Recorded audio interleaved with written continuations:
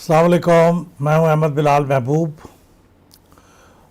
मौजूदा निगरान हुकूमत के सरबराह जनाब अनवारुल्लाह काकड़ साहब ने अपनी काबीना की तश्कील मुकम्मल कर ली है।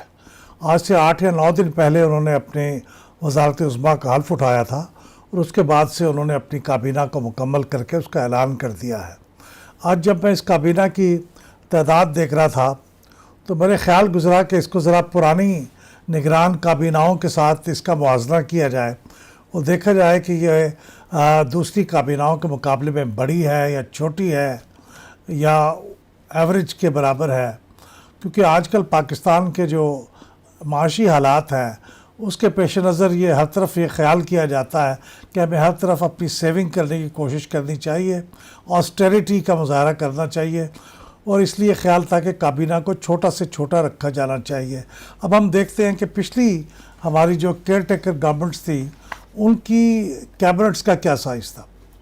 देखिए, आपको मालूम है कि केयर टेकर कैबिनेट का रिवाज ये मिलिट्री रूलर जनाब ज़ियाउल हक साहब, जनरल ज़ियाउल हक के ज़माने में 1985 में उन्होंने आइन के अंदर तरमीम की और केयर टेकर गवर्नमेंट का निज़ाम इंट्रोड्यूस किया। उसके बाद जो सबसे पहली केयर टेकर गवर्नमेंट बनी वो उन्हीं के ज़माने में बनी जब उन्होंने मोहम्मद ख़ान जुनेजो साहब जो वज़ीर आज़म हैं उनको बरतरफ़ कर दिया और उनकी जगह पे अब नए इंतखाबात करवाने से पहले एक केयर टेकर गवर्नमेंट वजूद में आई। ये बड़ी अजीब केयर टेकर गवर्नमेंट थी। इसमें वो ख़ुद वज़ीर आज़म का रोल भी निभा रहे थे और सदर का रोल भी निभा रहे थे। किसी को उन्होंने वज़ीर आज़म नहीं बनाया लेकिन वज़रा की एक कैबिनेट बनाई। तो ये जो पहली कैबिनेट थी, पहली केयर टेकर गवर्नमेंट में, इसके टोटल 20 वज़रा थे और इसमें कोई एडवाइज़र, कोई स्पेशल असिस्टेंट नहीं था। तो टोटल कैबिनेट जो थी वो 20 वज़रा पे ही मुश्तमिल थी। ये पहली कैबिनेट थी। ये 30 मई 1988 से इसका आगाज़ हुआ और 29 नवंबर 1988 तक ये कैबिनेट चली, जब तक कि अगली असम्बली का इलेक्शन नहीं हो गया। तो ये ज़रा तवील अरसे तक ये कैबिनेट चली क्योंकि दरमियान में जनरल ज़ियाउल हक का प्लेन क्रैश भी हो गया था और उसके बाद फिर ग़ुलाम इसहाक़ खान साहब सदर ममलकत बने। तो उस वैसे तो जनरल ज़ियाउल हक साहब ने ही बड़ी लेट इलेक्शन करवाने का ऐलान किया था। तो यूँ इनकी केयर टेकर गवर्नमेंट की मुद्दत 183 दिन 183 डेज़ रही, यानी 90 दिन के बजाय उसे तकरीबन 2 गुना 4 माह से कुछ ज़ायद ये ज़रा इसका क़याम रहा। यानी 6 माह, 4 माह नहीं 6 माह कहना चाहिए, 6 माह से कुछ ज़ायद इसका ड्यूरेशन रहा, 183 दिन। तो पहली हमारी केयर टेकर गवर्नमेंट ये थी और उसकी काबीना 20 अफराद पे मुश्तमिल थी। दूसरी केयर टेकर गवर्नमेंट उस वक्त बनी जब मोहतरमा बेनज़ीर भुट्टो साहबा की हुकूमत को सबकदोश किया गया, बरतरफ़ किया गया ग़ुलाम इसहाक़ खान साहब की तरफ से और ग़ुलाम मुस्तफ़ा जतोई साहब को केयर टेकर प्राइम मिनिस्टर बनाया गया। तो ये केयर टेकर प्राइम मिनिस्टर बने 6 अगस्त 1990 को और ये 6 नवंबर 1990 तक केयर टेकर वज़ीर आज़म के अहदे पर रहे। तो इनका जो टोटल पीरियड था वो 92 डेज़ था, 92 दिन, यानी वही जो आइन के अंदर जो मुद्दत है उसी के मुताबिक ये रहे। और इन्होंने, इनकी कैबिनेट जो थी ये 19 वज़रा पे मुश्तमिल थी। टोटल कैबिनेट, इसमें कोई एडवाइज़र नहीं था, कोई स्पेशल असिस्टेंट नहीं था। ये भी एक अगरचे उस वक्त एक्टिव पॉलिटिशियन थे और आने वाली हुकूमत में ख्याल किया जाता था ये भी वज़ीर आज़म शायद बनेंगे। तो उनको कई लोगों को खुश करने के लिए वो अपनी काबीना में शामिल करके एक बड़ी काबीना बना सकते थे, लेकिन उनको क्रेडिट देना चाहिए कि उन्होंने सिर्फ 19 अफराद पे मुश्तमिल अपनी कैबिनेट बनाई। ग़ुलाम मुस्तफ़ा जतोई साहब ने second care taker government of Pakistan. तीसरी जो केयर टेकर गवर्नमेंट थी वो ज़रा मुख्तलिफ़ किस्म की थी। उसमें जब नवाज़ शरीफ साहब को ग़ुलाम इसहाक़ खान साहब ने बरतरफ़ किया तो उनकी जगह पे जो केयर टेकर प्राइम मिनिस्टर बनाए गए वो सरदार बलख शेर मज़ारी साहब थे। अब सरदार बलख शेर मज़ारी साहब की तैनाती और नवाज़ शरीफ साहब को सबकदोश करने का जो अमल था ये कोर्ट में चैलेंज हुआ और कोर्ट ने फिर इसको अनलॉफुल करार दे दिया। तो यूँ बलख शेर मज़ारी साहब की जो वज़ारत उज़्मा है वो भी ख़त्म हो गई। मुझे नहीं मालूम कि वो कोई काबीना बनाने में भी कामयाब हुए या नहीं हुए, लेकिन वो 38 दिन तक वज़ारत उज़्मा पे रहे बतौर निगरान वज़ीर आज़म, और फिर वो रुखसत हो गए। तो फिर जो बाद में जब दोबारा नवाज़ शरीफ साहब और ग़ुलाम इसहाक़ खान साहब को इस्तीफ़ा देने पर मजबूर किया गया, तो दोनों ने इकट्ठा इस्तीफ़ा दिया।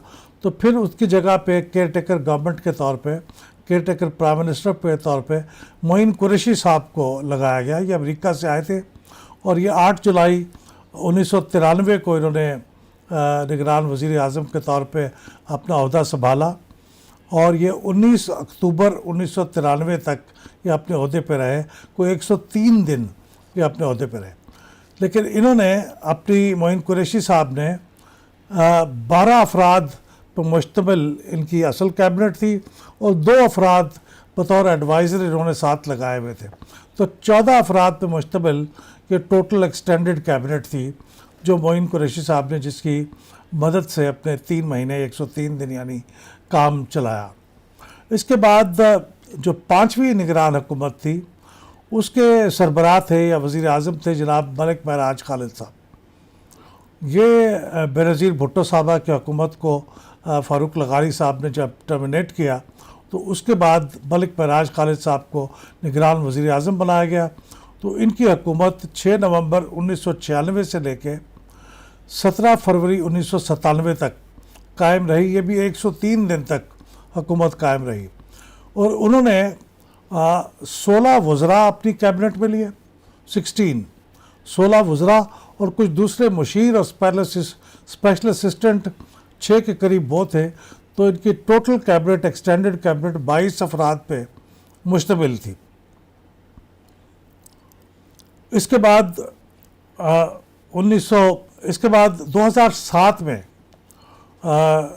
बेनज़ीर भुट्टो साहबा की हुकूमत ख़त्म हुई, तो मोहम्मद मियाँ सुमरो साहब को निगरान वज़ीर आज़म मुकर्रर किया गया। माफ़ कीजिएगा, ये बेनज़ीर भुट्टो साहबा की हुकूमत नहीं थी, ये हुकूमत पाकिस्तान मुस्लिम लीग कायद आज़म की थी, जिसमें शौकत अज़ीज़ साहब वज़ीर आज़म थे। तो उनकी जब वज़ारत उज़्मा का दौर ख़त्म हुआ, तो उसके बाद मियाँ मोहम्मद सुमरो साहब को, जो कि पहले सेनेट के चेयरमैन भी थे, उनको निगरान वज़ीर आज़म के तौर पे अपॉइंट किया गया। तो इनकी निगरानी का जो दौर था वो 16 नवंबर 2007 से लेके 24 मार्च 2008 तक रहा। इस दौरान चूँकि बेनज़ीर भुट्टो साहबा की शहादत भी हो गई थी, तो उसकी वजह से कुछ इलेक्शन को पोस्टपोन करना पड़ा कुछ दिन। तो इसलिए सुमरो साहब की जो निगरान हुकूमत थी वो 129 दिन चली, नॉर्मल 90 डेज़ के बजाय। तो 129 दिन के दौरान इनकी जो कैबिनेट थी, और वो ग़ालिबन निगरान काबीनाओं में सबसे बड़ी कैबिनेट थी, तो उनके 29 मिनिस्टर्स थे, और उसके अलावा कुछ और 7 के करीब इनके और स्पेशल असिस्टेंट और एडवाइज़र भी थे। तो यूँ 36 लोगों पे मुश्तमिल इनकी कैबिनेट थी। इसके बाद जब 2013 में नवाज़ शरीफ साहब की माफ़ कीजिएगा, जब पाकिस्तान पीपल्स पार्टी की हुकूमत ख़त्म हुई, उन्होंने अपनी मुद्दत मुकम्मल की, तो फिर 2013 में जो केयर टेकर गवर्नमेंट बनी उसके सरबराह थे मीर हज़ार खान खोसो। तो खोसो साहब ने इनकी जो निगरान हुकूमत थी वो थोड़े अरसे चली, यानी चलना तो उसे 90 दिन तक चाहिए था, लेकिन चूँकि इलेक्शन जल्दी हो गए थे, और वो इलेक्शन जल्दी इसलिए हो गए थे कि असम्बली ने अपनी मुद्दत पूरी कर दी थी, और असम्बली अगर अपनी मुद्दत पूरी कर ले तो फिर इलेक्शन 60 डेज़ के अंदर होते हैं। तो इसलिए वो चूँकि इलेक्शन जल्दी हो गए थे, तो निगरान हुकूमत का जो दौरानिया था वो 72 डेज़ था सिर्फ। तो इस 72 डेज़ में खोसो साहब ने जो कैबिनेट बनाई वो 14 वज़रा पर मुश्तमिल थी, और उसके अलावा उनका एक मुशीर या स्पेशल असिस्टेंट था। तो ये टोटल कैबिनेट इनकी 15 अफराद पर मुश्तमिल थी। इसके बाद 2018 में जब पाकिस्तान मुस्लिम लीग नवाज़ की हुकूमत और उनकी असम्बली ने अपना वक्त पूरा कर लिया, तो फिर एक बार इलेक्शंस 60 डेज़ के अंदर होने करार पाए। तो उस वक्त जो निगरान वज़ीर आज़म बने वो जनाब जस्टिस नासिरुल मुल्क साहब थे, जो इससे पहले सुप्रीम कोर्ट के चीफ जस्टिस रह चुके थे। तो उनकी निगरान हुकूमत 1 जून 2018 से लेके 18 अगस्त 2018 तक रही। तो ये भी कुछ 79 डेज़ की हुकूमत रही, और उनकी कैबिनेट इन तमाम कैबिनेट्स में सबसे छोटी थी। 8 अफराद पर मुश्तमिल 8 वज़रा थे, और कोई एडवाइज़र और कोई स्पेशल असिस्टेंट नहीं था।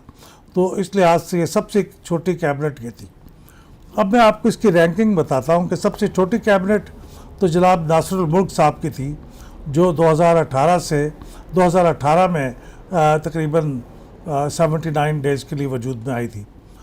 उसके बाद जो नेक्स्ट बड़ी कैबिनेट थी वो 14 अफराद पर मुश्तमिल थी, वो मोइन कुरैशी साहब की थी, जो 1993 में वजूद में आई थी।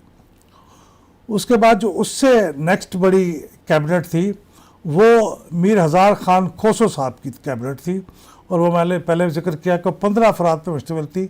तो इसका रैंक नंबर 3 था साइज़ के एतबार से। इसके बाद चौथे नंबर पे जो कैबिनेट थी वो मलिक महराज खालिद साहब की थी, वो 22 अफराद पर मुश्तमिल थी। और 5वें नंबर पे अनवारुल हक काकड़ साहब की कैबिनेट आती है। 6ठे नंबर पे जो सबसे बड़ी थी वो मोहम्मद मियाँ सुबरो साहब की थी। तो अनवारुल हक काकड़ साहब की जो कैबिनेट है वो सबसे बड़ी होने का एजाज़ तो इसे हासिल नहीं है, लेकिन उससे जो नेक्स्ट बड़ी जो हुकूमत है वो अनवारुल हक काकड़ साहब की है। ये 24 अफराद पर मुश्तमिल है। इसमें 16 वज़ीर हैं, 3 एडवाइज़र्स हैं और 5 स्पेशल असिस्टेंट हैं। तो ये 24 अफराद पर मुश्तमिल ये कैबिनेट है, और ये पाकिस्तान में पिछले 33 बरस में ये दूसरी बड़ी निगरान काबीना बनी है पाकिस्तान के अंदर। एक तो मैं ये अर्ज़ करना चाहता था। दूसरी बात ये थी कि ये देखिए, जब आम हुकूमत इलेक्टेड गवर्नमेंट होती है तो वो वज़रा और वज़राए ममलकत के अलावा मुशीर और स्पेशल असिस्टेंट भी मुकर्रर करती है, और उसका जवाज़ ये होता है कि चूँकि वज़रा और वज़राए ममलकत तो सिर्फ मुंतखब लोग हो सकते हैं, या तो वो कौमी असम्बली के मेंबर होंगे या वो सेनेट के मेंबर होंगे। तो बाज़ कोई ऐसे काबिल लोग मसल वज़ीर ख़जाना के पोस्ट के लिए या किसी और पोस्ट के लिए टेक्नोक्रेट्स लोगों की ज़रूरत होती है जो मुंतखब नहीं होते, उनको इंडक्ट करना हो को काम करने के लिए कैबिनेट लेवल पे। तो फिर उसके लिए एक सूरत यह है कि कुछ एडवाइज़र्स की इजाज़त है आइन में, और आइन से थोड़ा सा मावरा मामला ये है कि स्पेशल असिस्टेंट भी लगाए जा सकते हैं। लेकिन उसका जवाज़ ये होता है कि हमारे पास चूँकि मुंतखब लोगों में इस काबिलियत के लोग नहीं हैं, तो हम एडवाइज़र या स्पेशल असिस्टेंट भी ऐड करते हैं। तो मुंतखब हुकूमतों में तो ये बात किसी हद तक समझ में आती है। लेकिन अभी ये बड़ी हैरानी की बात है कि निगरान हुकूमत जिसमें मुंतखब होने की तो कोई शर्त ही नहीं है, तमाम वज़रा, वज़ीर आज़म और मुशीर या स्पेशल सब गैर मुंतखब हैं। तो इसमें मुशीर और स्पेशल असिस्टेंट लगाने का कोई जवाज़ या वजह समझ में नहीं आती। मौजूदा जो निगरान कैबिनेट है उसके अंदर भी 3 एडवाइज़र है और 5 स्पेशल असिस्टेंट है। ये 8 लोग, इनको भी वजारत का पोर्टफोलियो दे देते, ये भी वज़ीर के तौर पे काम कर लेते। अगर वाकई इतने पोर्टफोलियोज़ की ज़रूरत थी तो फिर ये कर देना चाहिए था। और ये मैं देख रहा हूँ कि ये ट्रेंड अब सूबाई निगरान हुकूमतों के अंदर भी पैदा हुआ है। बलूचिस्तान की निगरान हुकूमत के अंदर भी कुछ एडवाइज़र लगाए गए हैं, और खैबर पख्तूनख्वा में भी कुछ लगाए गए हैं। तो मेरे ख्याल में ये कोई बहुत हेल्दी ट्रेंड नहीं है। कोशिश करनी चाहिए कि छोटी सी छोटी निगरान कैबिनेट बने, और उस निगरान कैबिनेट में भी एडवाइज़र और स्पेशल असिस्टेंट को ऐड ना किया जाए। बहुत शुक्रिया।